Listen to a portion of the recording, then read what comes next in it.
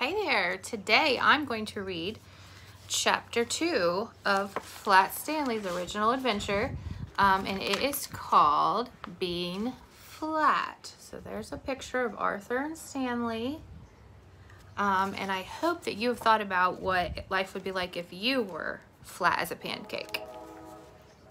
When Stanley got used to being flat, he enjoyed it. He could go out in and out of the rooms even when the door was closed, just by lying down and sliding through the crack at the bottom. Mr. and Mrs. Lambchop said it was silly, but they were very proud of him. Arthur got jealous and tried to slide under a door, but he just banged his head. Being flat could also be helpful, Stanley found. He was taking a walk with Mrs. Lambchop one afternoon when her favorite ring fell off her finger. The ring rolled across the sidewalk and down between the bars of a drain. Mrs. Lambchop began to cry. "I have an idea," Stanley said. He took the laces out of his shoes and an extra pair out of his pocket, and he tied them all together to make one long lace. Then he tied one end of that to the back of his belt and gave the other end to his mother. "Lower me down," he said, "and I will look for the ring." So there she's lowering him down into the grate, kind of like the one that we have on our playground.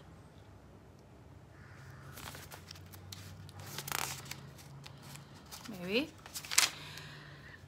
"Thank you, Stanley," Mrs. Lambchop said. She lowered him between the bars and moved him carefully up and down and from side to side so that he could search the whole floor of the shaft. Two policemen came by and stared at Mrs. Lambchop as she stood holding the long lace that ran down through the grating. She pretended not to notice them. "What's the matter, lady?" the first policeman said. "Is your yo-yo stuck?"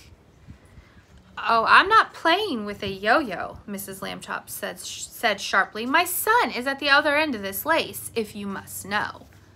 So here's what it looks like inside the grate.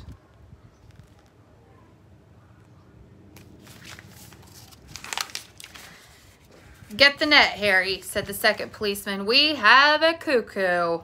Just then, down in the shaft, Stanley cried out, "Hooray!" Mrs. Lambchop pulled him up and saw that he had the ring. "Good for you, Stanley," she said. Then she turned angrily to the policeman. "A cuckoo indeed," she said. "Shame." The policeman apologized. "We didn't get it, lady," they said. We have been nasty." "We see that now. People should think twice before making rude remarks," said Mrs. Lambchop, "and then not make them at all." So here's Stanley coming out with the ring.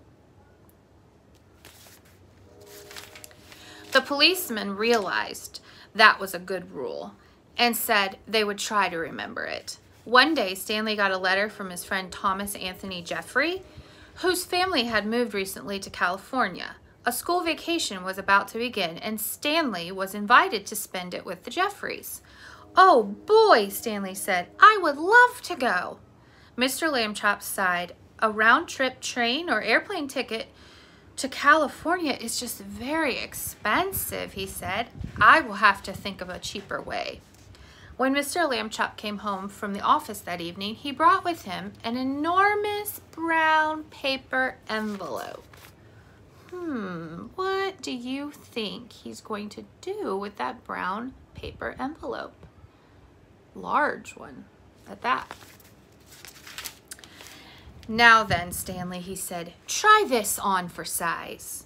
The envelope fit Stanley very well. There was even room left over, Mrs. Lambchop discovered, for an egg salad sandwich made with very thin bread and a toothbrush case filled with milk.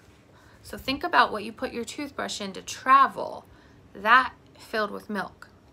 They had to put a great many stamps on that envelope to pay for both airmail and insurance, but it was still much less expensive than a train or airplane ticket to California.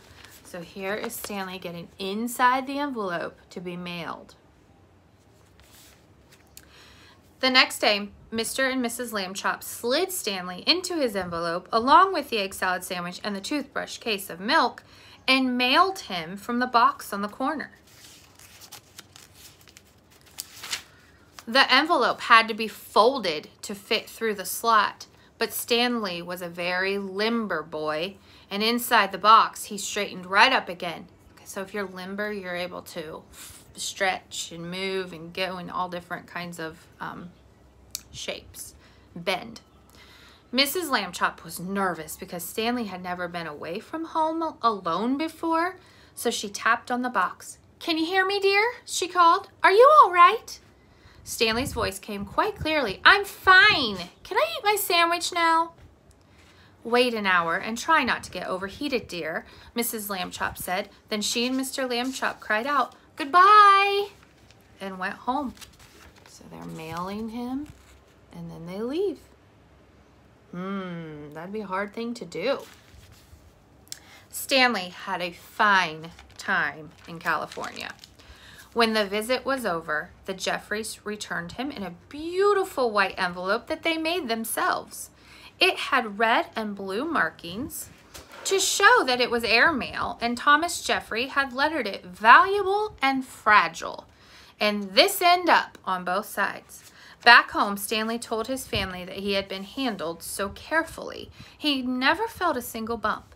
Mr. Lamb Chop said it proved that jet planes were wonderful, and so was the Postal Service, and that this was a great age in which to live. Stanley thought so too. And that is the end of chapter 2.